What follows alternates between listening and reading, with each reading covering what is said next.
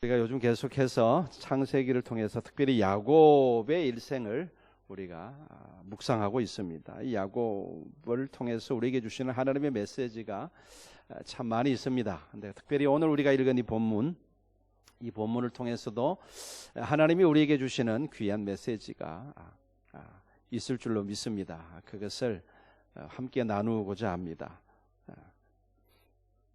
자, 이제 지금 오늘 우리가 읽은 본문은 지금 어떤 상황이냐 하면은 야곱이 이제 밧단 아람을 떠나서 그러니까 외삼촌 라반의 집을 떠나서 자기 고향으로 돌아오고 있는 상황이죠. 그리고 이제 조금 있으면은 자기 형 에서를 만나게 되는, 아직 형 에서는 만나지 않았습니다. 만나기 직전의 상황을 우리에게 지금 소개하고 있습니다. 그런데 이제 에서를 만나기 전에 이제 출발하려고 하는데 이상한 일이 하나 발생했어요. 그게 뭐냐 그러면 오늘 본문 1, 2절에 보는 바와 같이 하나님의 사자들이 나타난 거예요. 그죠? 하나님의 사자들이 그를 만난지라 그랬습니다. 여기서 말하는 하나님의 사자들은 물론 하나님의 천사들을 가리키는 것이죠. 근데 야곱이 그 하나님의 사자들을 보니까 마치 하나님의 군대처럼 보였던 거예요. 그러니까 한두 명의 천사가 나타난 것이 아니라 많은 무리의 어떤 군대처럼 보일 만큼 많은 천사들이 야곱에게 나타났던 것입니다. 그래서 야곱이 그 하나님의 군대를 보고 그 하나님의 군대를 본 지명 이름을 뭐라 그랬다고요? 마하나임이라 이렇게 불렀다고 했습니다. 자, 그러면은 궁금한 것은 왜 갑자기 하나님의 군대가 야곱에게 나타났을까요? 왜 하나님의 군대가 나타났겠습니까? 이건 우리가 어렵지 않게 추측해 볼 수 있죠. 그것은 야곱을 뭐 하기 위해서요? 지켜주고 보호하기 위해서.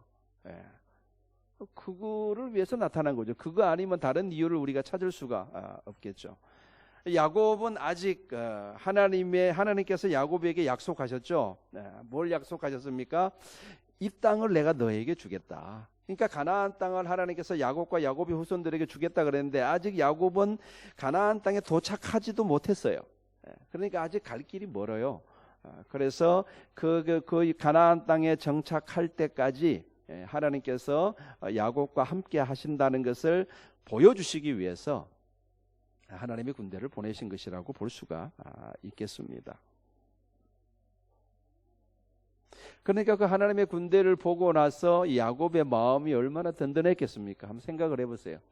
오늘 여러분들 예배를 마치고 집에 가시는데 갑자기 하나님의 군대가 여러분들 나타났다 그러면 여러분들 그런 일이 일어나기를 축복합니다. 네.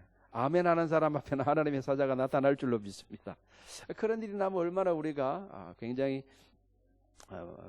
벅찬 감동이 우리 가운데 있지 않겠습니까? 여러분들 이처럼 하나님의 군대가 우리와 함께 하심을 여러분들 믿을 수 있기를 바랍니다. 엘리사 시절에 북쪽에 있는 아람 군대가 이스라엘을 쳐들어왔어요. 그래가지고 현재 엘리사가 머물고 있는 도단성을 아람 군대가 빽빽하게 둘러쌌어요. 아침에 일어나 보니까 엘리사의 종 게하시가 보니까 적군이 그냥 성을 꽉 둘러싸고 있는 걸 보고 너무너무 놀란 거예요. 두려운 마음에 주인님 이제 우리 어떻게 합니까? 라고 물으니까 그때 엘리사가 유명한 말을 하죠. 엘리사가 뭐라고 말합니까? 우리와 함께한 자가 저들과 함께한 자보다 많도다 이렇게 이야기를 합니다. 그러면서 하나님께 엘리사가 기도를 하죠. 뭐라고 기도합니까? 하나님 저 게하시의 눈을 열어서 하나님이 우리와 함께 하심을 보게 하옵소서. 그런 비슷한 기도를 하니까 하나님이 그 기도를 들으시고 게하시의 눈을 열어주십니다. 그러니까 뭐가 보여요? 그 도단성을 둘러싸고 있던 그 아람 군대를 삥 둘러싸고 있는 불말과 불병거를 보게 된 거예요. 무슨 말입니까? 평상시에 우리 눈에 보이지 않지만 하나님이 우리와 함께 하신다는 것을 명확하게 하나님께서 보여주신 것이지요. 여러분 오늘날도 하나님은 하나님의 자녀들을 천군 천사를 보내셔서 보호해 주심을 믿으시기를 바랍니다.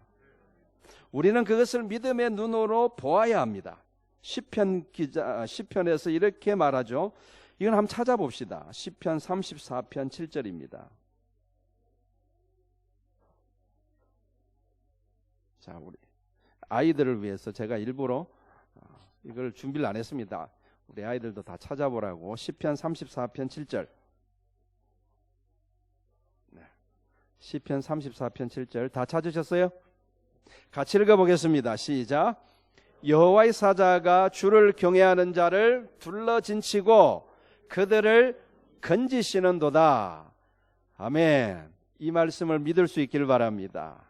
그래서 여호와의 선하심을 맛보아 아는 저와 여러분들 될 수 있기를 바랍니다. 근데 여러분들, 우리 인생이 다 그렇듯이 하나님의 군대가 우리와 함께 하여도 여전히 우리는 현실 속에서 우리는 두려워합니다. 지금 형 에서가 400명을 거느리고 지금 야곱을 만나러 온다는 소식을 야곱이 들었어요. 그리고 굉장히 두려워합니다. 방금 전에 뭘 봤어요? 방금 전에 하나님의 군대를 봤단 말이에요. 그럼에도 불구하고 자기 형 에서가 400명을 데리고 자기를 맞이하러 온다는 소식을 들었을 때 굉장히 심히 두려워하고 떨었다. 여러분 7절에 그렇게 말하죠. 오늘 본문 7절에 보시면은, 다시 오늘 본문으로 가서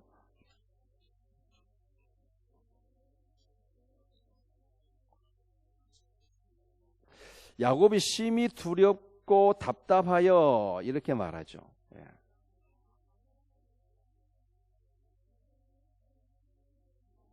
분명히 얼마 전에 하나님의 군대를 봤는데 지금은 전혀 그런 적이 없다는 듯이 야곱은 두려움에 지금 떨고 있습니다. 아니, 하나님의 군대가 자기를 진치고 있다는 것을, 하나님의 군대가 자기와 함께 하고 있다는 것을 보았다면 좀 담대해야 되지 않나요? 그게 정상이죠. 그죠? 좀 담대해야 되잖아요. 아직까 형이 500명을 데리고든 1000명이 데리고든 하나님의 군대가 나와 함께 하는데 뭐 좀 이래야지 좀 하나님의 사람답지 않습니까? 그런데 야곱은 심히 두려워 떨었다 그랬습니다. 마치 하나님의 군대를 언제 만났냐는 듯이 두려움에 떨고 있습니다. 여러분, 우리는 이 야곱의 모습 속에서 우리의 모습을 보게 됩니다. 우리가 열심히 기도해서 하나님의 응답을 받았다고 나는 분명히 생각했는데 현실은 여전히 냉담합니다. 우리가 은혜 받은 것이 날아가는 데는요 하루가 걸리지 않습니다. 은혜 받고 뜨거웠던 가슴은요 현실 속에서 급속도로 차가워집니다. 그런 걸 여러분 많이 경험하시죠, 그죠? 내가 하나님의 은혜로 막 충만해가지고 막 이렇게 뭐든지 다 할 수 있을 것 같은데 막상 현실 속에 딱 들어가 보면은 그 은혜가 식는 속도가 빛의 속도보다 빠릅니다. 그리고 여전히 세상 사람들과 똑같이 또 두려워하면서 근심과 걱정에 사로잡히는 우리의 모습을 우리가 얼마나 자주 봅니까? 하나님은 현실 속에서 힘을 못 쓰시는 겁니까? 현실 속에서는 하나님이 그러면 안 계시는 것인가요? 아니죠. 다만 하나님께서 일하시는 것이 우리 눈에 보이지 않을 뿐입니다. 하나님은 보이지 않는 손을 통해서 여전히 우리를 도우십니다. 자, 여러분, 야곱의 삶을 통해서 그 결과만 놓고 좀 한번 따져볼까요? 여러분, 야곱이 바단 아람으로 가기 전에 베델에서 하나님을 만나죠. 그 유명한 그 베델 사건이죠. 베델에서 하나님이 만나 주셨습니다. 하늘에서 사닥다리가 내려와서 천사들이 오르락내리락 하는 것을 보았습니다. 그리고 하나님이 직접 야곱에게 약속해 주시는 축복의 말씀도 듣죠. 내가 너와 끝까지 함께 하겠다. 내가 너에게 은혜를 베풀겠다. 그렇게 하나님의 약속의 말씀을 듣고 하나님을 만나고 든든한 마음으로 이제 삼촌 라반 집에 가게 되죠. 근데 외삼촌 라반 집에 도착하니까 현실은 혹독했습니다. 하나님이 그 정도 말씀하셨으면은 그곳의 삶이 그래도 꽤 괜찮을 거라고 기대할 만한데 아니요, 현실은 굉장히 혹독했습니다. 여러분도 아시다시피 무려 20년 동안 외삼촌 라반 집에서 개고생을 합니다. 시가면 노동 착취를 당하죠. 뭐 월급 이런 거는 없었습니다. 나중에 하나님께서 챙겨주셔가지고 자기 몫을 챙길 수 있었었지 굉장히 가서 고생을 하게 되죠. 이 삼촌, 외삼촌 라반은 마치 오늘날로 치면 악덕 기업주 같은 사람이었습니다. 근데 그렇게 자기가 그렇게 고생한 걸 보면은 하나님이 현실 속에서는 안 계신 것 같아요. 하나님이 계시다면 하나님이 나를 이렇게 힘들고 어렵게 고생하게 하실 리는 없을 것이라고 생각할 만합니다. 그만큼 고생을 했어요. 그런데 결과를 놓고 보면 어떻습니까? 하나님은 야곱에게 약속을 지켰습니다. 야곱의 생명을 지켜 주셨죠. 그리고 그곳에서 아내를 만날 뿐만 아니라 자녀들도 얻게 되고 재산도 얻게 되었습니다. 결과적으로는 그렇게 되었죠. 자, 그리고 외삼촌 라반 집을 떠나가지고 자기 고향으로 돌아오는데, 돌아올 때도 여러분 성경을 잘 보시면 하나님의 말씀을 듣고 돌아옵니다. 하나님의 말씀이 임합니다. 이제 네 고향으로 가라 라고 하나님이 말씀하셔서 그 하나님 말씀 붙잡고 고향으로 돌아가게 됩니다. 그러면은 이게 귀한 길이 좀 그래도 하나님께서 가라 그래서 가는 거니까 편안할 줄 알았는데, 웬걸 삼촌 라반이 맹렬하게 자기의 뒤를 쫓아옵니다. 아마도 하나님이 라반의 꿈에 나타나지 않았다면은 라반은 야곱을 죽였을지도 모르겠어요. 그리고 자기 딸들과 손주들을 데리고 갔을지도 모르겠습니다. 그런데 하나님이 그렇게 못하게 하죠. 라반아, 절대 야곱은 손대지 마라. 입도 뻥끗하지 마라. 하나님이 그렇게 말씀하셨어요. 그러니까 자기 외삼촌이 자기를 추격해 온다는 소식을 들었을 때 현실 속에서 얼마나 두렵고 떨었겠습니까? 그러나 결과를 놓고 보면 어떻습니까? 생명을 보존했죠. 하나님이 약속을 지키셨습니다. 그리고 거기서 라반과 화해 언약을 맺죠. 자, 오늘 본문도 그렇지 않습니까? 지금 형 에서를 만나기 직전에 굉장히 지금 야곱은 어떻게 합니까? 지금 두려운 마음으로 떨고 있어요. 현실 속에서는 좀 그렇다는 이야기죠. 그러나 우리는 결과를 알고 있죠. 결과는 어떻습니까? 형 에서가 야곱을 죽이나요? 안 죽이죠. 화해하죠. 그죠? 그리고 잘 마무리가 되고 그 가나안 땅에 잘 정착하게 됩니다. 결국은 하나님께서는 끝까지 약속을 지키셨고, 그래서 야곱의 생명을 보호해 주셨죠. 현실 속에서는 하나님이 그렇게 일하시는 것이 잘 보이지 않았어요. 야곱 눈에 잘 보이지 않았습니다. 현실 속에서 야곱은 계속 두려워하기만 했어요. 집에서 쫓겨날 때도 두려워했고, 그죠? 그 가서도 힘들게 살았고, 그리고 귀한 길도 늘 두려운 마음에, 그의 현실은 두려움의 연속이었어요. 그러나 결과적으로 보면 하나님은 늘 야곱과 함께 하셨고 야곱을 도우셨습니다. 마찬가지로 하나님은 저와 여러분들을 지키실 뿐만 아니라 돕고 계신 줄로 믿으시기를 바랍니다. 현실 속에서 하나님이 보이지 않는다고 해서 실망하지 마시기를 바랍니다. 하나님의 수레바퀴는 우리의 눈에 보이지 않지만 지금도 계속 돌아가고 있습니다. 그러므로 여러분들 매 순간순간마다 일희일비하지 마시기를 바랍니다. 하나님의 약속을 믿고 흔들리지 마시기를 주의 이름으로 축원합니다. 그리고 현실을 마주하는 거예요. 하나님의 약속은 약속이고 또 우리가 해야 될 일은 우리가 해야 되지 않겠습니까? 하나님의 약속은 하나님께서 이루실 것입니다. 그것은 우리가 관여할 수도 없고, 그리고 우리가 상관할 수도 없는 일입니다. 하나님의 약속은 하나님이 신실하게 이루어 가실 것입니다. 다만 우리는 그 하나님의 약속을 믿고 현실 속에서 우리가 할 수 있는 일들을 하나씩 해 나가야 하는 것이죠. 그러다 보면 어느새 우리는 안개 속을 벗어나 있는 것을 보게 될 것입니다.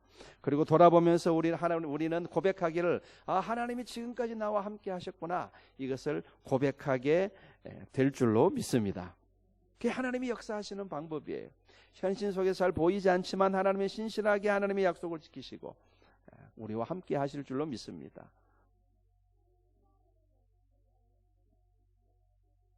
자, 야곱은 어떤 행동을 취합니까? 오늘 아까 읽은 본문 7절에 보시면은 야곱은 지금 이게 형이 자기를 이렇게 맞이하러 온다는 그 이야기를 듣고 자기가 갖고 있는 재산을 이게 양분합니다. 두 개로 나눕니다. 여러분, 왜 두 개로 나눴겠어요? 나눌 때 자기 아내와 자식들도 둘로 나눴겠죠, 그죠? 나눠가지고 왜 나눴겠습니까? 에서가 한쪽을 치면은 이 한쪽이 이 하나라도 절반이라도 건지겠다는 그런 속셈 아닙니까? 이 야곱의 꼼수죠. 예. 야곱다운 얄팍한 수였습니다. 근데 이런 야곱의 이 얄팍한 수, 야곱의 꼼수를 보면서 우리는 야곱이 참 믿음 없다, 이렇게 저는 판단하고 싶지 않아요. 예. 오히려 지극히 인간답다고 말하고 싶습니다. 야곱만 그런 것이 아니죠. 사실 인간은 연약합니다. 우리는 이걸 인정해야 돼요. 예. 하나님 보시기에 우리가 아무리 수를 내도 그건 하나님 보시기에 다 연약한 인간들의 몸부림일 뿐이고 다 꼼수일 뿐입니다. 그러나 하나님은, 중요한 것은요, 하나님이 야곱을 정죄하지 않았다는 거예요. 이게 중요한 겁니다. 하나님은 인간의 연약함을 비웃지 않으십니다. 여러분, 우리가 범하기 쉬운 실수 중에 하나가 뭐냐 그러면, 오늘 말씀을 묵상하면서 말씀을 준비하는 가운데 이거 참 제가 이 부분이 굉장히 제 가슴에 와닿았습니다. 보세요. 우리 인간들이 범하기 쉬운 실수 중에 하나가 뭐냐 그러면요, 우리는 너무나 사람들을 쉽게 정죄한다는 겁니다. 너무나 쉽게 정죄해요. 여러분, 사도 바울이 회심하기 전에 그랬어요. 사도 바울은요, 조금이라도 사람들이 율법에 어긋나는 행동을 하거나 그러면요, 정죄하고 돌을 던졌습니다. 그런 사람이었어요. 본인은, 바울 자신은 굉장히 종교적이었고 그 다음에 굉장히 이렇게 경건한 삶을 살았습니다. 그러니까 다른 사람에게 돌을 던질 수 있었겠죠. 그는 세속적인 것을 용납하지 않았습니다. 철저했어요. 그런데 그가 예수님을 만나고 바뀝니다. 그런 철저한 모습이 변화가 됩니다. 그렇게 지금까지는 자기가 그렇게 행동하고 그렇게 사는 것이 옳다고 생각했었는데, 예수님을 만나고 깨닫고 보니까, 진리를 깨닫고 보니까 그게 아니더라는 거예요. 그래서 바울이 점점 바뀌어갑니다. 어떤 식으로 바뀌어갑니까? 굉장히 인간적인 모습으로 바뀌어갑니다. 그리고 비로소 인간의 연약함을 이해하는 사람으로 바뀌어갑니다. 그전에는 인간의 연약함을 이해하지 못하는 사람이었어요. 그걸 연약함으로 보지 않고 그거를 죄라고 봤어요. 물론 죄도 있죠. 그래서 범죄한 인간들에 대해서 단호했습니다. 그런데 예수님을 만나고 나서 인간의 연약함을 이해할 수 있는 사람으로 바뀌기 시작했습니다. 여러분, 우리가 예수님을 통해서도 발견할 수 있는 것이 바로 이런 모습입니다. 예수님은 자기를 일컬어서 인자라 그랬습니다. 인자가 무슨 뜻이죠?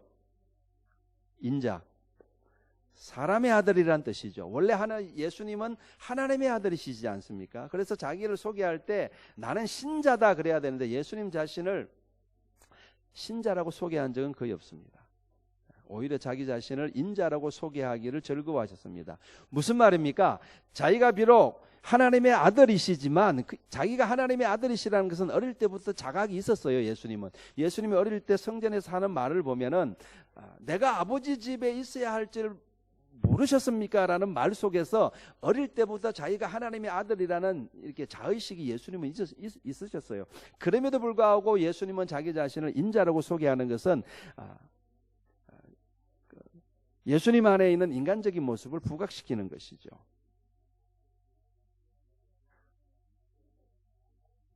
그리고 예수님은 일부러 굉장히 인간적인 모습을 많이 보여주십니다. 여러분, 제자들이 배가 고파서 율법을 어긴 것을 예수님이 정죄하지 않으셨습니다. 인간의 연약함을 예수님이 보시는 것이죠. 분명히 안식일에는 아무리 배가 고파도 이렇게 행위를 하면 안 돼요. 그걸 하면 율법을 어기는 것이거든요. 율법을 어기면 정죄받아 마땅하고 심판받아 마땅하다는 것이 그 시대의 통념이었는데, 예수님은 그거를 과감하게 부정하셨습니다. 율법을 어겼다는 상황보다도 그 제자들이 가지고 있는 연약함을 긍휼히 여기신 거예요. 여러분, 삭개오가 먹고 살기 위해서 어쩔 수 없이 세리 노릇을 하고 살았던 과거를 예수님은 비난하지 않으셨습니다. 내가 오늘 너와 너희 집에 거하여야 되겠다. 삭개오를 굉장히 인간적인 연약함을 예수님은 보시는 것이죠. 삭개오를 긍휼히 여기시는 겁니다.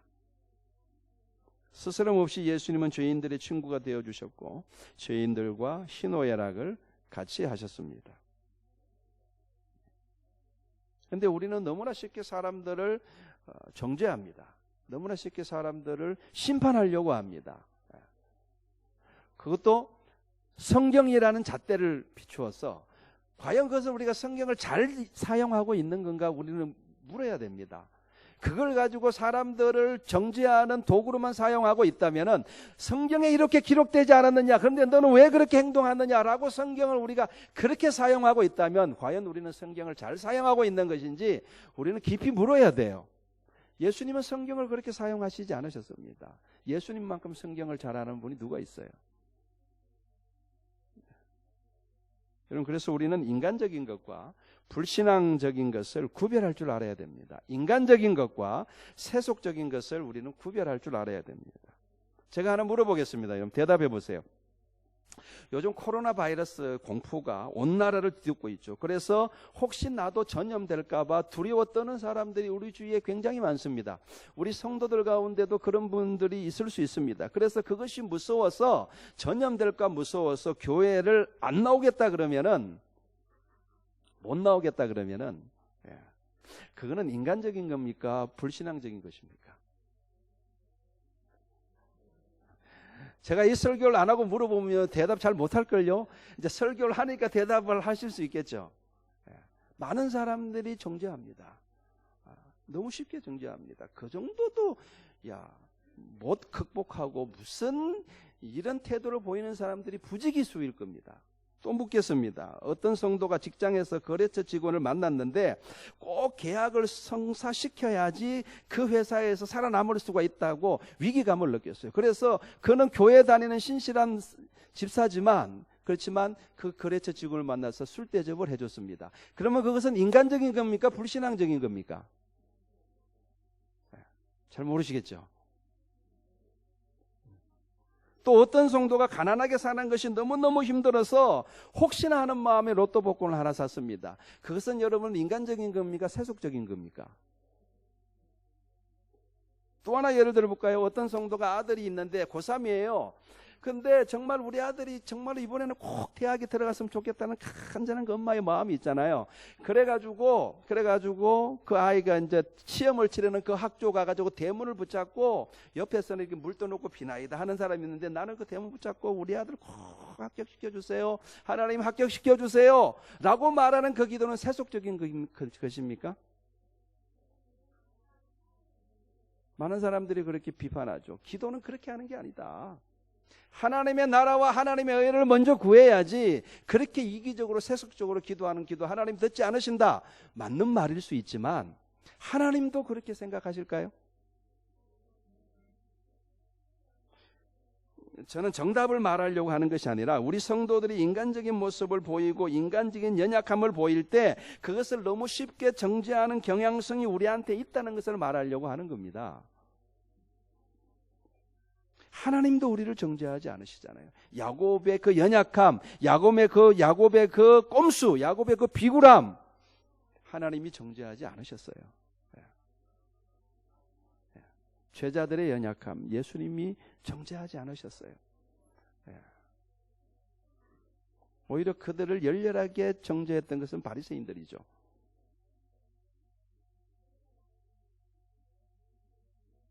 그런데 우리는 하나님보다 더 의로워서 너무나 쉽게 정죄하고 판단합니다. 특히 이단들이 그걸 잘해요. 이단들은요, 자기들의 교리를 따르지 않으면요 다 사탄의 자식이에요. 다 지옥행이라고 선언을 해버립니다. 그 이단들의 특징이에요. 자기가 선포하는 교리를 따라야지 구원이 있다. 나머지는 다 마귀의 자식들이고 다 바벨론의 자식들이고 다 지옥될 감이라고 이야기를 합니다. 그래서 여러분 가장 무서운 게 뭐냐 그러면요, 인간적이지 않고 종교적이기만 한 사람이에요. 이게 가장 무서운 거예요. 인간적이지 않으면서 종교적이기만 한 사람, 이게 정말 무서운 겁니다. 이 사람들로 인해서 여러분들 마녀사장이 시작되는 것이고, 이런 사람들 때문에 십자군 전쟁이 일어나는 겁니다. 그래서 하나님의 교회는 씻을 수 없는 상처를 얻게 되는 거예요.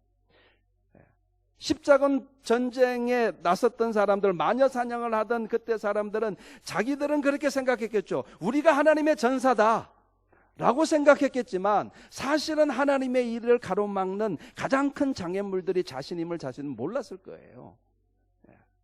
우리 이런 부분들을 생각을 해야 됩니다.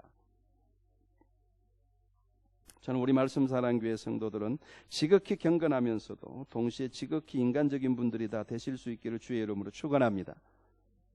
자, 마지막으로 야곱의 기도를 좀 살펴보겠습니다. 오늘 9절에서 12절까지 굉장히 긴 기도를 하나님께 드리죠. 근데 핵심은 11절입니다. 내가 주께 간구하오니 내 형의 손에서 에서의 손에서 나를 건져내 주옵소서. 이게 야곱의 기도였어요. 야곱의 기도는 어찌 보면 굉장히 이기적이죠. 야곱의 기도의 중심은 나였습니다. 하나님이 아니죠. 철저히 자기중심적으로 기도하고 있습니다. 하나님, 나를 보호해 주세요. 하나님, 나를 지켜주세요. 그러니까 야곱은 기도하면서 자기 생각만 한 거죠. 하나님의 약속도 자기 안전을 위한 도구로 이용합니다. 그러니까 하나님의 약속을 무기로 야곱은 지금 하나님을 협박하고 있어요. 하나님 약속했지 않습니까? 하나님 나한테 은혜 베푸신다고 약속했지 않습니까? 약속했으면 지켜야죠. 하나님을 협박하고 있는데 지금 그런 태도죠. 굉장히 어떻게 보면 굉장히 이기적인 모습입니다. 근데 오히려 저는 이것이 야곱의 강점이라고 생각합니다. 그가 이기적이지만 하나님과 씨름하고 있다는 점, 우리는 이것을 주목해야 됩니다. 하나님과 씨름하고 있는 야곱. 우리 야복강가에서 이것을 명확하게 보죠. 그래서 끝까지 밤새도록 하나님의 옷자락을 붙잡고 하나님의 천사의 옷자락을 붙잡고 하나님을 놔주지 않습니다. 그래서 나중에 하나님이 어떻게 합니까? 내가 졌다, 좀 놔주라. 그래서 야곱이 얻은 이름이 뭡니까? 이스라엘, 하나님과 싸워서 이긴 자라는 타이틀을 얻습니다. 굉장한 타이틀이죠. 야곱은 어찌 보면 굉장히 이기적인 사람이었을지 모르지만 그가 가지고 있는 하나님이 기뻐하시는 점은 뭐냐 그러면요, 하나님과 씨름하는 사람이었다는 거예요. 하나님과 붙잡고 하나님 나를 살려주세요. 하나님과 씨름하는 사람이었다는 겁니다. 여러분 보세요. 내가 드리는 기도가 합당한 기도인가? 혹시 이기적인 기도는 아닐까? 내 기도가 너무 세속적인 것은 아닐까? 이런 고민하다가 힘 빠져서 기도하지 않는 사람들 많아요. 내가 이렇게 기도하는 게 맞나? 내가 너무 세속적인 기도를 드리는 것이 아닌가? 내가 너무 이기적인 것이 아닌가? 이거 고민하다가 정작 해야 될 기도를 안 하고 힘 빠져버리는 거, 이거 어리석은 거죠. 어리석은 겁니다. 여러분 일단 기도하시기를 바랍니다. 야곱처럼 간절히 하나님을 찾는 우리 모든 성도들 될 수 있기를 바랍니다. 우리의 이기적인 성품요, 그건 하나님이 바꾸실 줄로 믿습니다. 우리는 다만 그분 앞에 엎드리는 것이 중요합니다. 우리는 완전한 성인이 아니기 때문에 먼저 그의 나라와 그의 의를 못 구할 수도 있습니다. 이기적인 기도를 드릴 수 있습니다. 그러나 이기적인 기도라도 하나님께 드리라는 거예요. 하나님을 붙잡고 매달리라는 겁니다. 야곱에서 우리가 배울 점은 그거예요. 이기적인 기도라고 하나님이 듣지 않으시는 것이 아닙니다.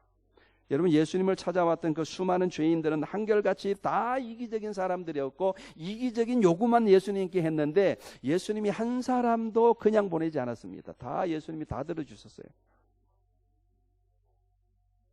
중요한 것은 주님께 나오는 것이고 중요한 것은 하나님께 기도하는 것입니다. 성숙은 그 다음이죠.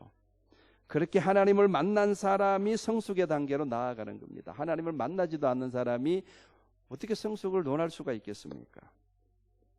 자, 이제 말씀을 마무리하겠습니다. 우리는, 이건 제가 제 자신에게 하는 이야기예요. 우리는 우리 신앙생활하면서 우리 자신을 너무 쪼아요.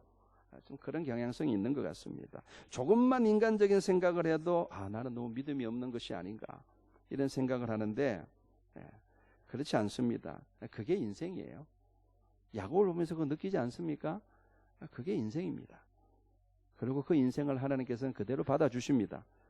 야곱을 통해서 우리를 있는 모습 그대로 받아주시고 우리의 인간적인 연약함을 긍휼히 여기시는 그 하나님을 여러분들도 만날 수 있기를 주의 이름으로 축원합니다. 이 설교를 준비하면서 우리 아이들이 생각이 났어요.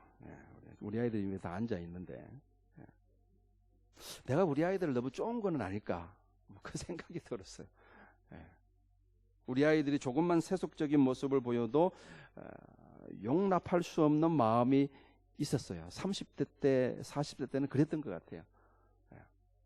지금은 조금 제가 나아졌는데 우리 아이들이 조금만 세속적인 모습을 보여도 그게 용납이 안 되는 거예요. 뭐 어떻게 저럴 수 있냐 그러고 막.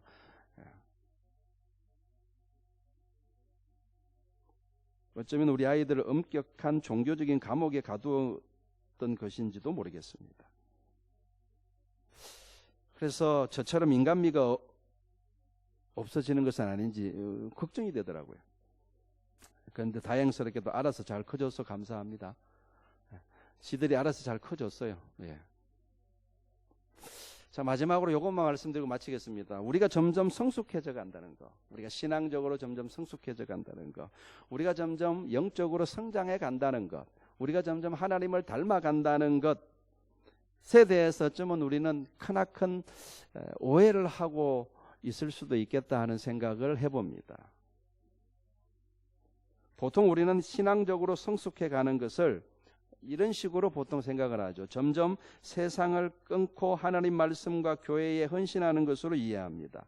세상적인 오락도 점점 끊어버리고 하나님의 계명을 철저하게 지키고 더욱더 하나님께 헌신하는 것을 영적인 성장으로 우리는 흔히 생각합니다. 분명 그런 면이 있습니다. 여러분, 세상적인 욕망을 끊지 않으면서 영적으로 성숙해졌다고 말하기는 좀 어렵겠죠. 그러니까 그런 측면이 분명히 있다는 것은 부인할 수 없습니다. 그러나 진정한 성숙과 진정한 영적인 성장은 오늘 우리가 야곱의 삶에서 우리가 만나는 그 하나님, 다시 말해서 인간의 연약함을 이해하시는 하나님, 그 하나님을 닮아가는 것이 진정한 성숙이 아닐까 하는 생각을 해봅니다. 인간적인 야곱을 용납하시고 끝까지 사랑하시는 그 하나님을 닮아가는 것, 그것이 영적인 성숙이 아닐까.